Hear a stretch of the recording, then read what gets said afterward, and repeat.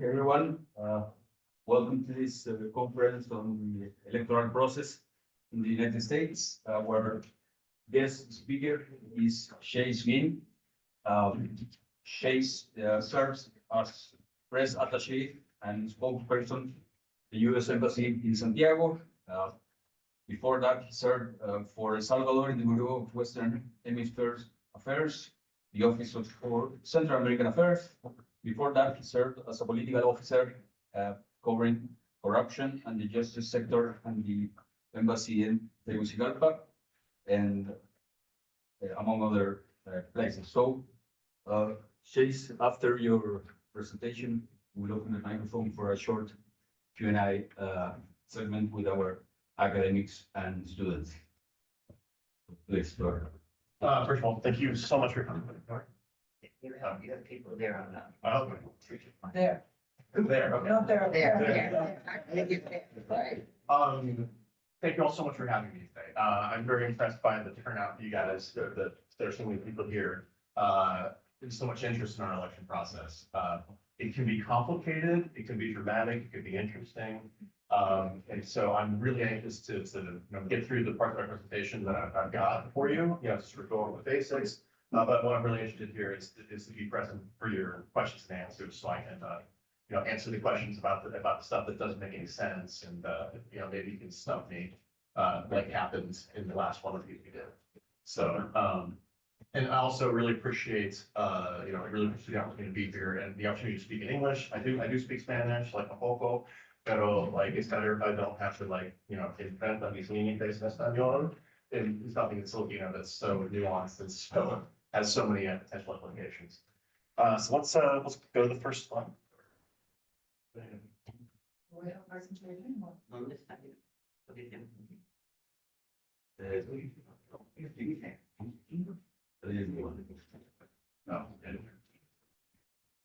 Well, while he's getting that set up, let me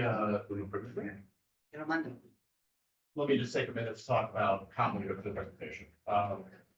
We'll start with a little bit of history of, why elections are important, what are some historical dates that, made it more, a bit more interesting, and talk about sort of the very, very basic stuff. Then we'll talk about the cycle, the sort of timing, how it happens every 4 years, how different timings are for different types of elections, and what the key dates are for this specific election, including tonight, the vice presidential debate, which I don't think is on my list, but, it's present as well. Then I'll sort of get into the meat of it. I want to talk about the difference between primaries and caucuses and how the process of primaries and caucuses work. Because I think that's something a little bit different in the United States and something a lot of people can be confused about, so I can answer questions there as well. I want to talk about the political parties. I'm not necessarily talk about the positions of political parties, but let's talk about how political parties function in our system, why they're important in the process, and what role they play in how things go forward. I'm also going to talk about the Electoral College, which I know is something that is very interesting to people and very confusing. It still confuses me, but we'll get through it together, and we'll talk about how that process is a little bit different than some other places. The other thing I want to talk about is campaign financing, how elections are paid for, how presidential candidates get their money, and how money plays a part in our process. I think that's another fault of another place where people might have some questions that we can discuss in more detail. One thing I can't do, because of the laws of the United States, is talk about who's going to win or how I feel about it or anything like that. We have a law called the Hatch Act, prevents us from doing it as diplomats. I'm here as a representative of the United States to talk about the process of our elections, not about how I'm going to vote or how I think you should vote or anything like that. So I'll stay away from that as much as I can. We're still trying to find this 1 second. Yeah. I think we can get to the next thing about the slides. It's fine. So an overview of U.S. elections, right? So elections happen in the United States for president every 4 years, for Congress every 2 years, for senators every 6 years, and then there are various sort of down ballot races, for sheriffs and judges and governors that happen at different times based on different state rules. It can be very complicated, but sort of the headline for today, and the reason we're going to talk about this is that the presidential election happens every 4 years. You can be elected president twice to non-consecutive terms, as we're seeing in our current situation. And they're, of course, important because this is how the people shift the power of the government, right? This is how the people tell the government what they want to have done, what they want, how they want the country to be governed. That happens at the local level, with the sheriffs and judges I talked about earlier. It happens at the state level in Congress, with the representatives and senators, and it happens at the national level with the president. Obviously, you're giving the president a lot of power, right? He appoints all of the executive branch. You know, he's technically my boss. He's technically Omar's boss. You know, a couple rungs up from here. So it's very important that person is, what their philosophy is, how they see the world, and that's why it's important to everyone votes and important that people's sort of opinions are represented in their leadership. Now he's ready. Now it's ready. Nice. Okay. It'll like the overs. You know, we're on. Sure. Los de internet lo pueden ver. Next one. Let's take it. A couple of Sí, ya. couple of important dates. The first U.S. election was held between 1788 and 1789. That's where we got George Washington. Who famously was offered the kingship of the United States and chose instead to step down because he wanted to be the president, not king. He signed the Voting Rights Act in 1965 to give all people, all races the right to vote, which was interestingly a long time after the 19th Amendment was passed in 1990, which gave women the right to vote. What started? 1919 was when we gave women the right to vote. And frankly, we're still talking about that stuff today. Another important date is 1971, when the voting age in the United States is 18 years old. It was lowered from 21 years old. The reason those are important is that in the United States, because of a weird highway thing, you can't drink alcohol till you're 21, but you can vote, you can be in the army, and do everything else. So that changed in 1971.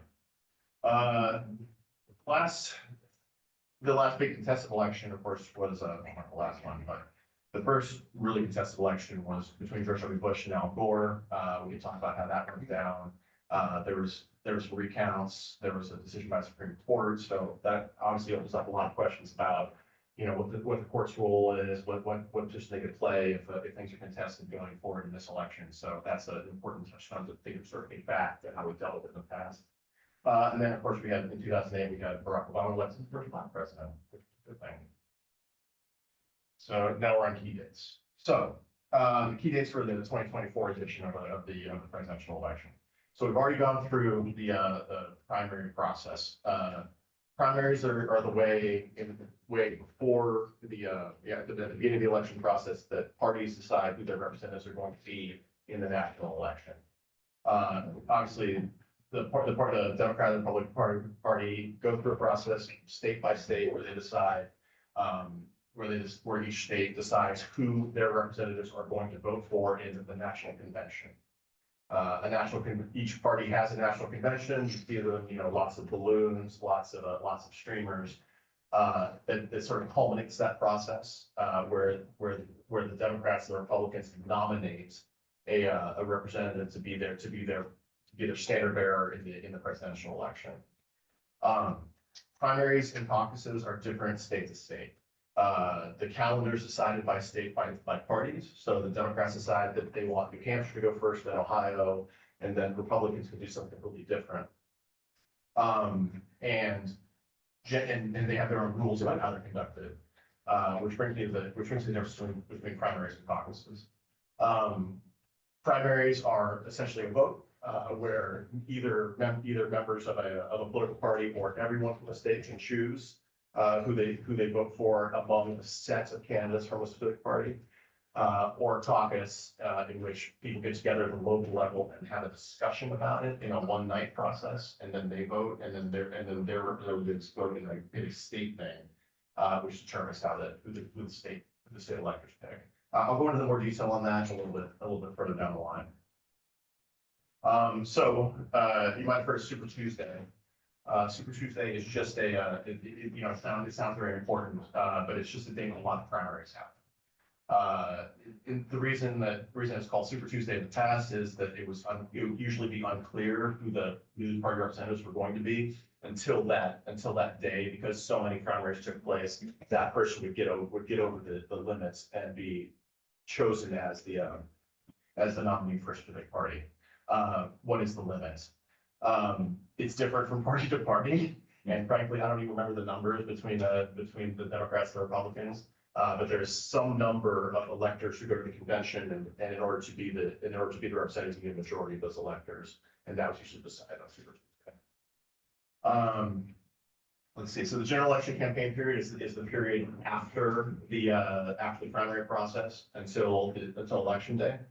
Election day this year is November 5th, so we're in the general election process right now. That's when everyone will go and vote for the nominees that the parties have picked, and one of them will be the president-elect. Which brings me to our first touch on the electoral college. Technically, that the vote of the electoral college is what matters. So individual votes tell state electors how they want the electors to vote at the electoral college, which takes place in December. Electors are, I guess, morally bound to respect the will of the people who have decided, I want this person or this person to be president. Those electors vote, and technically the electoral college vote is what decides the presidency. There are 538 electors. You need 270 to win, and we'll go into detail on that in a little while here. The last step of the process before the actual inauguration is the congressional certification of the electoral votes. So the electoral votes are taken in December, and then in January, Congress and the sitting vice president certify that the votes have been delivered to them in a sort of procedural thing that says, we agree that this is supposed to be the president. And then the inauguration day is January 20th, 2025 this year. Spoke a little bit already about how primary days are chosen. It's really a combination of what state laws, tradition, what parties want, and it's not something that's standardized per state. It's something that it even changes year to year. I think for instance, the Democrats this year moved Georgia up the electoral calendar. Obviously, if you're earlier in the electoral calendar, you're more important in the final results. You sort of set the tone. The Democrats chose to move Georgia up the calendar as a sort of reward from President Biden for voting for him in 2000. What was it? 2020. Yeah, I can't remember my dates. But so yeah, all that to say that those states are movable, malleable, and certain states become outsizably important because of where they sit in those calendars. That's why the Iowa caucus is important. That's why the New Hampshire primary is important. It's not that Iowa and New Hampshire are particularly important states or any bigger or mean anything to the national process more than any other one. But being at the front of the calendar means that that they are sort of involved in eliminating some of the original candidates or makes their decisions a little more important than the other ones. Primary process. No, I'm one ahead of myself here. So there are a couple different types of primaries. The closed primary is a primary where only people who are registered in a specific political party can vote. So you can see how that might impact how different candidates are perceived, right? If you're a centrist Democrat, maybe you want Republicans to vote in the primary so that they can give you a little bit of support to beat the really liberal Democrat, right? So that has some impact on how some states, on how some states pick their primary winners. In an open primary, everybody can vote. So as I just mentioned, Republicans can vote for Democrats, Democrats can vote for Republicans. And so it's totally open. And then of course, there's a mix between the two, the semi-closed primary, where if I need to get this right, registered party members and unaffiliated voters. So if you don't have a party or you're from the party voting, then you can vote. And so the unaffiliated voters can vote both ways, and it's very complicated very quickly. the point is that none of these primaries are standardized. They're all different. Like the New Hampshire primary is not the same as the Ohio primary. It's not the same as the California primary. So all those processes they're all impacted different ways that the nominees are going to be. Primary feature caucuses. I alluded to this a little bit earlier. Primaries are basically votes, as I just described. Caucuses are sort of a more traditional process where people get together in their communities the night of the event and talk amongst themselves and take multiple votes. And at the end of a process that evening, those votes are sort of tallied at the local level and passed on to the state level where they decide who won the caucus. The most commonly cited ones is the Iowa caucus. We're talking about like in a schoolhouse, 15 people getting together and arguing with each other over who should be the Republican nominee. And then they come out, with, we think it should be this person, and then that sort of filters up into the full-on Iowa process. That has real implications for how political campaigns work, because influencing those groups of 15 voters is much different than putting out an advertisement over across the entire state for people to vote on. So those kind of things, when you get into the detail, really do matter in how these things go forward. So let's talk a little bit about the political parties. We've already sort of mentioned the Democratic and the Republican Party, right? But I think one thing that's critical for this group to understand, because you guys are more expert than the layperson, is that there are like 1 million political parties in the United States. It's just that the Republicans, Democrats are the only ones that have any real power. There are, like for instance, there's the Libertarian Party, there's the Green Party, there's the Constitution Party, the Working Families Party, the Socialist Party. We have socialists in the United States. The point I want to make about these is even though you don't see them on CNN, and even though they may not be, they may not have all the clout or have seats in Congress. For instance, this Constitution Party was founded in 1992, and in 2000 it received 60,000 votes.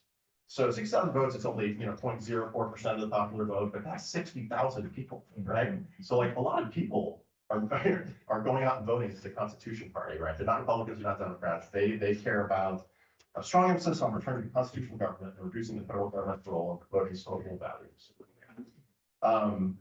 But all that to say that so when you go to the ballot box and you get a ballot that has 10, 15 people on it, right? There will be Kamala Harris, there will be Donald Trump, and then there's going to be 8 people you've never heard of, and those people represent these small parties and who do really get votes and can actually influence the outcome of elections in some cases. The last time it was really important, the last time third party influence was really important was in 1992.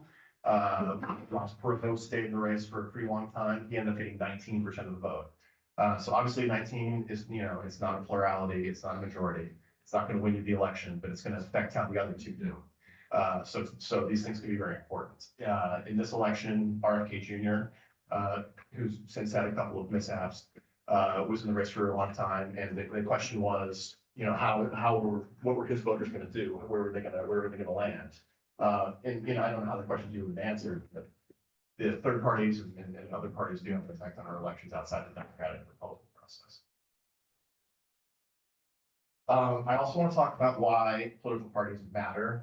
We talked about it a little bit over the course of this discussion. Has been a discussion I've been talking. We'll discuss later. But the reason those smaller parties are less important is because they don't have the organization. They're not able to go out and do things like the big parties do. What does the party have to do? Well, they have to get their candidates. They have to get their candidates on the ballot. They have to run the primary process. Getting candidates on the ballot requires money. It requires signatures from people who want them to be on the ballot. And without the infrastructure, without local offices all across the country, sometimes it's difficult for other smaller parties to do that. So they do matter. They're also sort of the source of where the candidates might come from, the nominated candidates. I think the first question, if you want to be the Democratic candidate for president, is whether the Democratic Party is okay with that, whether you sort of whether you align with their values, whether you're in with their organization. So while they don't necessarily pick the primary process is what picks the nominee. The field is set by the party organizations, so they do play an important role in sort of, setting the playing field to make that happen. The political parties are also sort of places where policies are developed and, voters are mobilized. Policy development is important because at the convention, the Democrats and Republicans will agree to what's called a party platform, which is basically a set of principles that says like, this is what we believe as this political party. And then that is what the presidential nominee will take into the general election process to present to all the voters. So that process and developing those policies is very important. Whether something gets mentioned at all, how hard a position is on one thing or another, is very important to sort of lever to pull in the election process. I also mentioned voter mobilization. Another reason that smaller parties have more difficult time, even though they got 60,000 people, is that they're unable to mobilize the millions of people that one needs to vote for them in the general election, right? The general election, the participation rate in the general election, 30%, not very high, but that's still like, tens of millions of people. So it takes a significant effort for political parties to A, persuade those people to vote, and B, persuade those people to actually go through the process of voting on election day. I think a lot of people may not be as enthusiastic about the process as other people. They may not want to do it. It might rain in their district that day. But political parties are sort of instrumental in making sure that those voters get out and make their voices heard. Yeah. Take the time out here to talk about financing procedures. So this is probably the first of two topics I think are the most sort of not controversial, but hard for you to understand. There are two main laws that govern election finance procedures in the United States. The first is the Federal Election Campaign Act. The second is the Bipartisan Campaign Reform Act. The Federal Election Campaign Act was passed in 1971, so it's very old. It requires disclosure of donations. It requires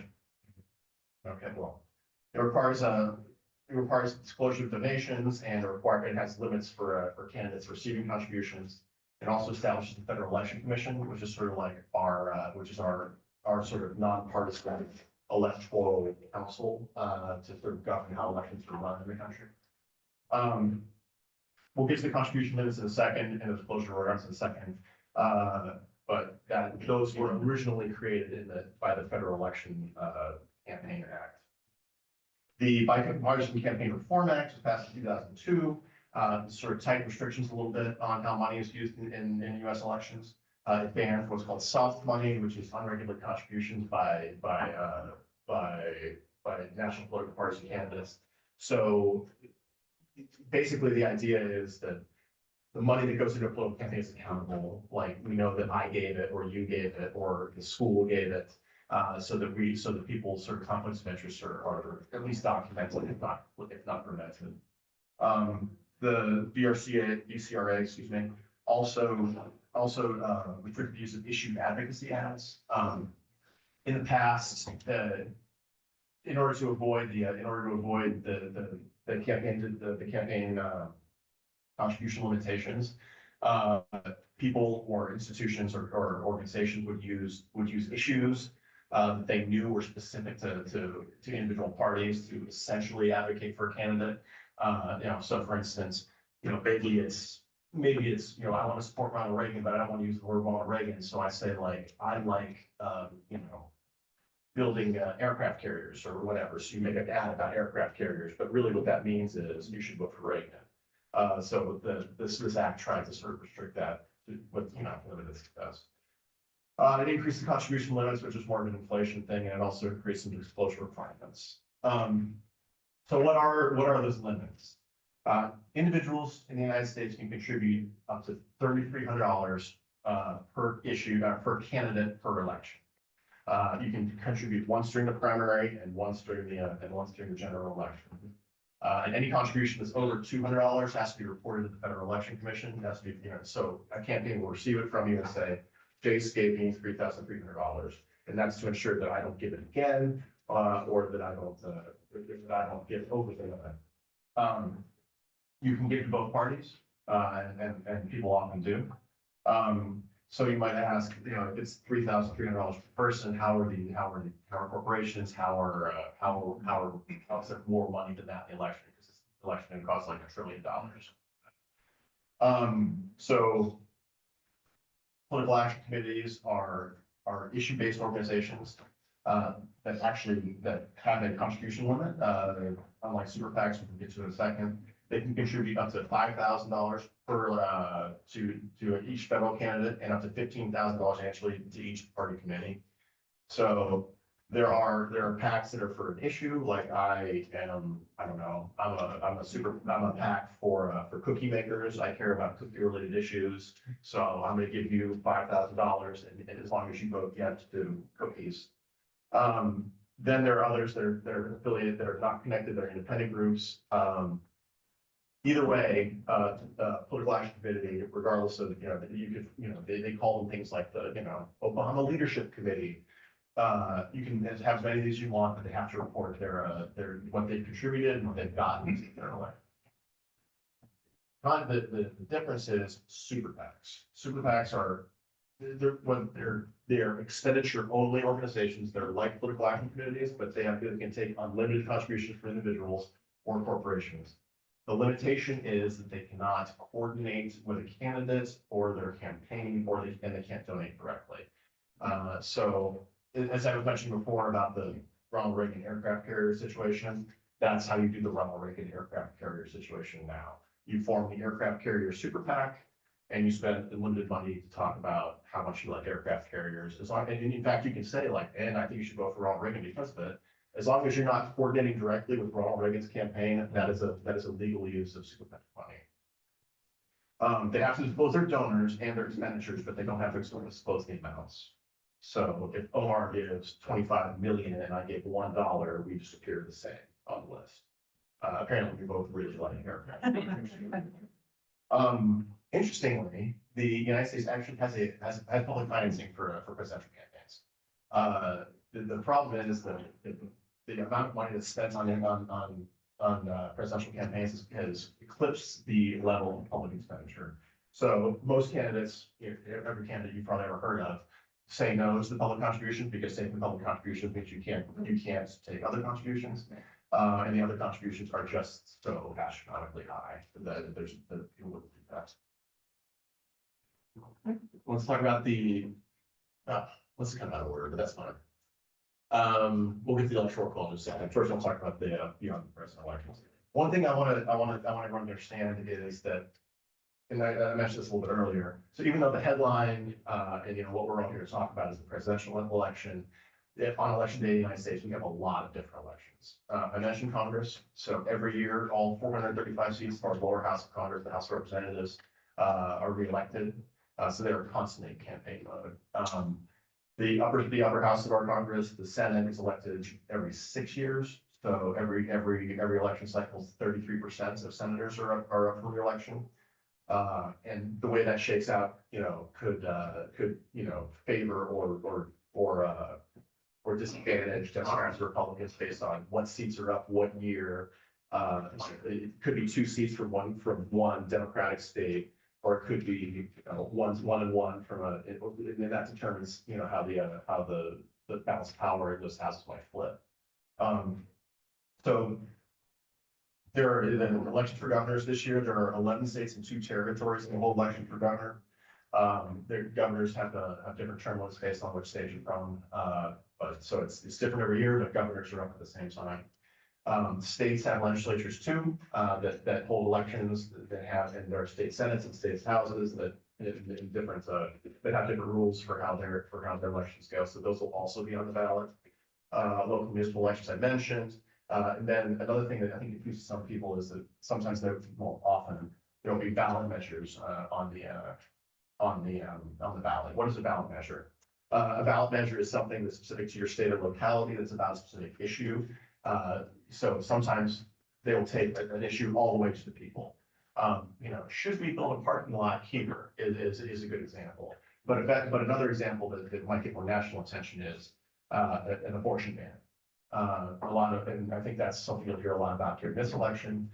Some states have measures on the ballot about restricting abortion rights, which could have an effect on how many people turn out to vote on. So some people may, for instance, be particularly animated by that issue and choose to come out and vote when they wouldn't have voted normally, which could have an effect on races that are further up the ballot or the races entirely.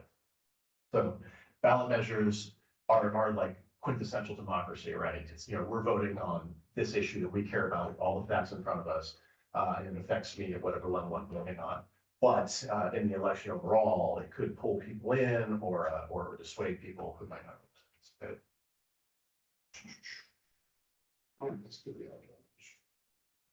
Okay, so the electoral college, which is the second thing that I think everybody is confused about. The electoral college was a system that was established in the United States at the founding. One of the founding philosophies of the United States system is a resistance to the tyranny of the majority. So even though it's democracy, there are a lot of safeguards built into our political system to make sure that 50% plus one person can't totally rule over the 49% who remain. And the electoral college is an example of that. There are 538 electors in the electoral college, which is the sum of the members of Congress, which is two per district, 435, and the senators, which is 100, or 438 plus 100. The reason the House and the Senate are made that way, the Senate there are 2 senators per state to make sure that every state, regardless of size or population, has equal representation in that House. And the members of Congress are based on population. So every 10 years, we do a census where we figure out how many people live in what district. And that changes the composition of the congressional districts. This is what makes a state like California more powerful than a state like Rhode Island, right? So every state's, the sum of their House of representatives and their senators, which is always 2, is the number of electoral votes that each state has. So in the case of like Wyoming, that number is 3, right? It's 2 senators and one giant congressional district. In the case of California or New York, it's in the 50s. So it's some states are disproportionately more important than others based on their electoral college votes. As I sort of tripped over trying to enunciate before, when voters go and do their votes on election day, all that's really doing is indicating to the state's electors how that state would like them to vote. And this is where it gets complicated. This is where it gets complicated. This is where it continues to get complicated. Some states are winner take all, meaning that if 51% of the voters of the state, vote for Kamala Harris, then all the electors are compelled to vote for Kamala Harris, so they get all the electoral votes. Some states are proportional, meaning that 51% of the popular vote equals 51% of the electoral college vote, and so they get split the state between Harris. So when you look at those maps that are on the New York Times or on 538, trying to predict who's what and what are the swing states, that's all related to the electoral college map, right? Because that's at the end of the day what really matters. We've had, I think it's 3 in a row times when the winner of the U.S. election is not the winner of the popular vote, meaning that more people in the United States writ large voted for somebody else than the person who's actually the president. That's because of the electoral college. So anyway, back to those maps. So a swing state is a state that can go either way, because the voters in that state are split, very close one way or the other. And so those states sort of sit in the middle between various we're states that are going to end up in the Democrats' column and states that are going to end up in the Republicans' column. And that delta is really the straight start. So as I said, 270 to win the election. The reason for that is because that's just over half of the well, it's not just over half, it's the only way the math you can't get to exactly half because of the way the state's math works. So 270 is the first number where you're one past halfway in the electoral college. Um, so, so the Democrats probably are sitting at 230, the Republicans are probably sitting at 210, sort of like guaranteed this is gonna happen. Like we know that New York is gonna be a blue state, so there's no reason to talk about it. Pennsylvania, we don't know about, and Arizona, we don't know about, and Wisconsin, we don't know about. And so there's a lot of discussion about candidates' paths to victory, about the blue wall, which I can get into, in more detail if you guys would like. But the bottom line is the candidates are looking for a way to put together 270 electoral votes through a combination of states based on their electoral college weights. So it doesn't make any sense for Donald Trump to go campaign in pick a blue state in California, because he's not going to win California. California's winner take all, so that's a waste of time, right? So, but every vote that he gets in Pennsylvania matters, because that one person could put you over and get all of Pennsylvania's 20 electoral votes, which gets you that much closer to the 270 you need to win. So that's why the presidential candidates are spending all their time in Pennsylvania, Wisconsin, Michigan, North Carolina, Georgia, Arizona, and Nevada. Like those states matter. Like, yeah, everyone knows that Donald Trump's going to win Wyoming. No reason to know that. But in Pennsylvania, it does matter. So that's a little bit about the electoral vote.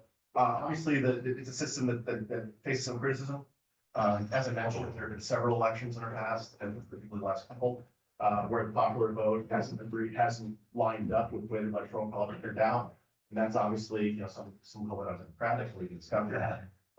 But that's how our system works. So it's but like I said, it's founded on a very American philosophy to protect people from the tyranny of the majority. 50% plus one, it should not rule outright. There should be a little bit of some room for dissension in there. I think that is the end of my prepared remarks. But I'm very happy to answer your questions. So again, thank you for having me. Thank you for your attention. I know I talked a lot there. I said a lot. I was talking for a little bit. But yeah, I'm happy to answer any question you guys might have about it. Yeah, and from the Zoom, what did you say? It disappeared. Sí. So thanks, No, no aquí las tengo. thanks, Chase. We have a couple of questions from the people watching online, but we're gonna take first some questions from our students or academics. Good afternoon. Thank you so much for the conference. I had a question regarding taking into consideration more than swing states and undecided voters. Has any law around taken place to regulate the use of social media by parties related to campaign here, whether it's on a federal or state level? I'm not aware of any law that restricts the use of social media by any political candidate or political party or super PAC or any sort of entity in the political system. Obviously there's some complications involving social media where running across disinformation, things that are unverified, things that might not be true, things that are put out by outside sources or even foreign governments. That's obviously illegal. But I'm not aware of any law that prevents any kind of use of social media by any legitimate political actor. Thank you very much for your presentation. Kamala Harris, being both vice president and candidate, should be replaced by someone else in the session to certify the results. Is the president of the United? So America's a country of institutions. So I think that, we would expect from our leadership to be able to separate their role and their duty as an officer of Congress in that case, to do what's required by our electoral laws and what the voters ask for, rather than be sort of swayed by a personal political ambition. So I think that, while that could potentially be an issue, I think that there are a lot of institutional protections to prevent that from happening in the United States. Could you please repeat that?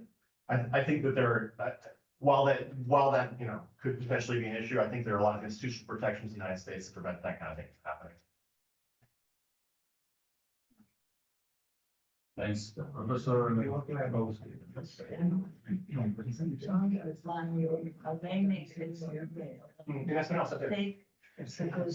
Because my hearing aids were not working well.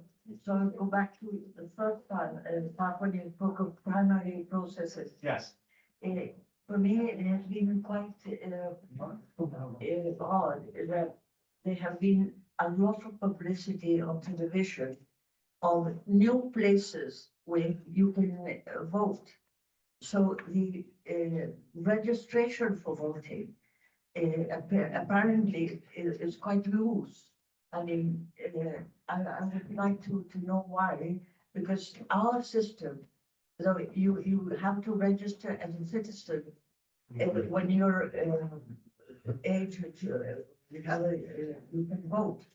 So, and if you want to change the place where you vote, then you have to register for the change, and it's not at all easy.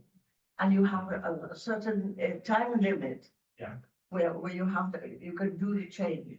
Can you explain, is this a new addition to the requirements for voting? Why is it so loose? So voting requirements are state to state. North Carolina has different rules than Michigan has, than Nebraska has.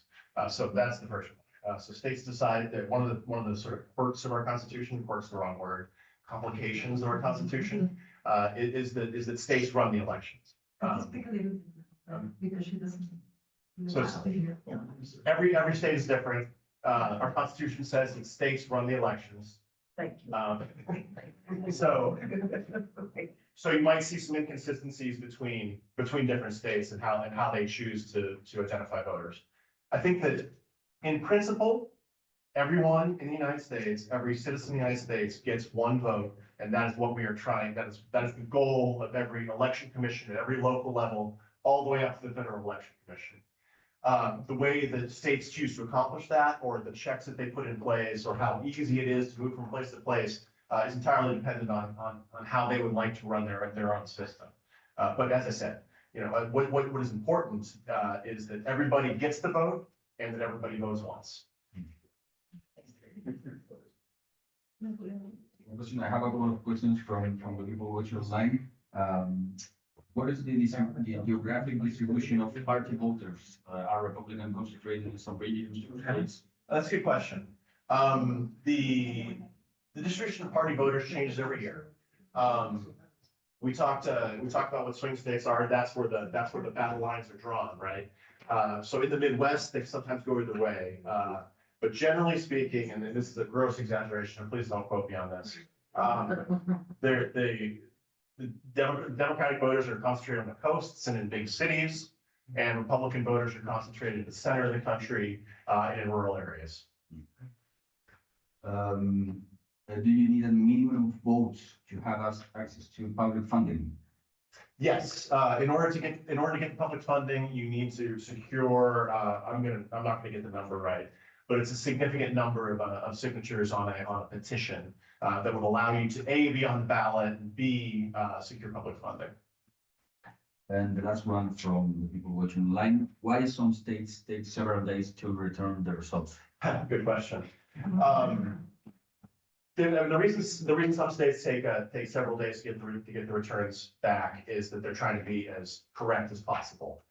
When the votes are, when you're deciding, the results in the state based on 1,000, a couple hundred, single numbers of votes, it's incumbent upon the states to get it right. It's incumbent upon the states to get it right the first time, which means sometimes they take a little while longer than we would like.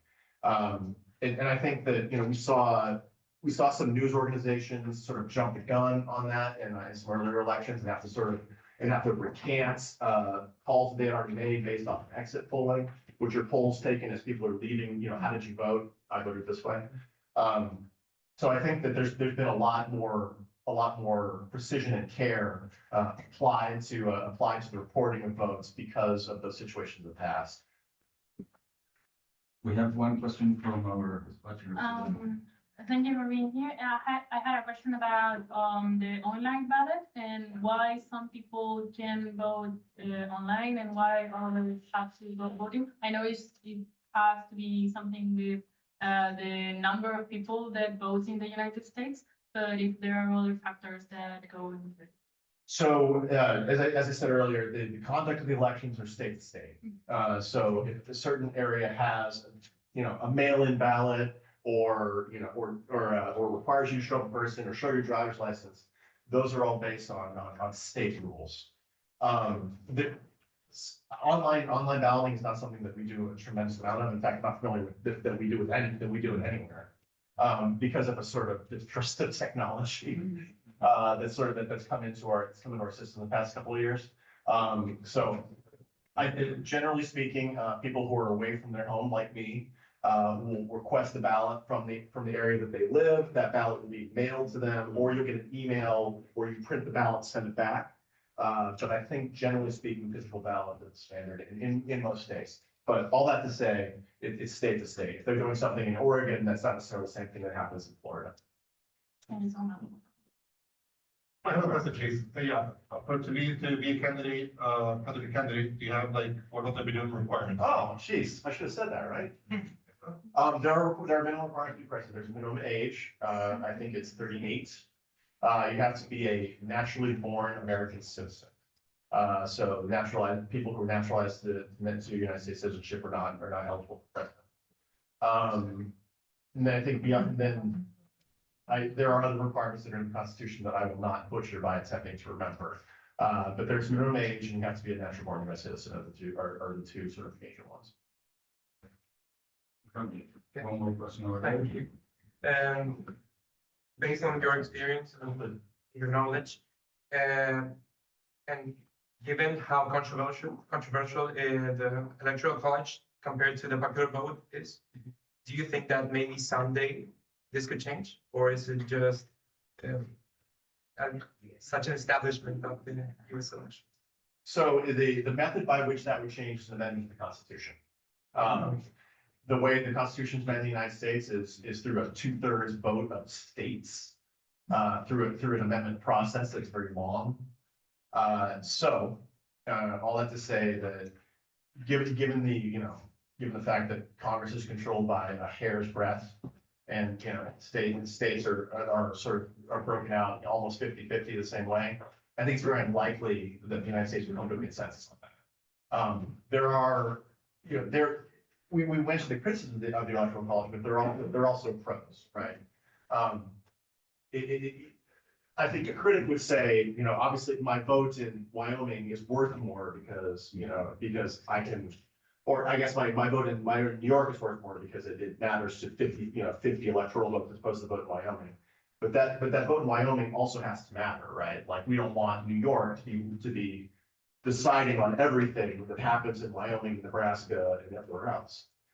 So in the electoral college and the way that our Congress is broken out, is a check against that. I don't think pragmatically it's very likely that the process would be successful. But B, I also think that there are advantages to the electoral college, and there's a robust debate to be had about whether that'd be a good idea to begin with. We have a practical question from one of the people attending online. Do you recommend any public opinion survey to follow up the pre-election process? Do I recommend any specific survey? Yes. So I think what we've learned about polling in the past, 12 years probably, is that any single poll doesn't mean anything. I think the right way to look at that data is to aggregate it and look at collections of polls, and also not to take any single data point as anything more than a statistic.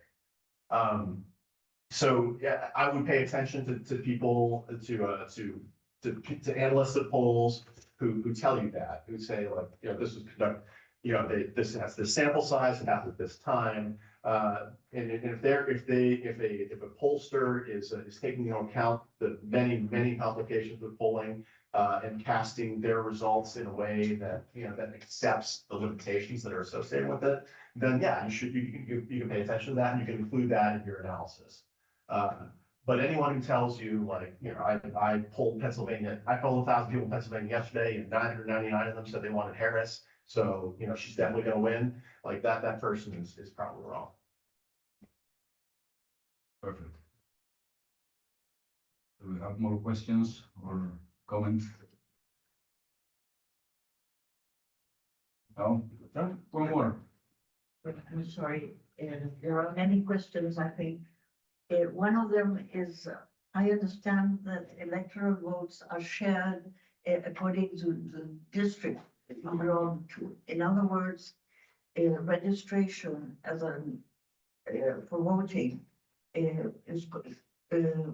is really well monitored. In other words, is it at all possible that one or more electoral votes do not vote correctly?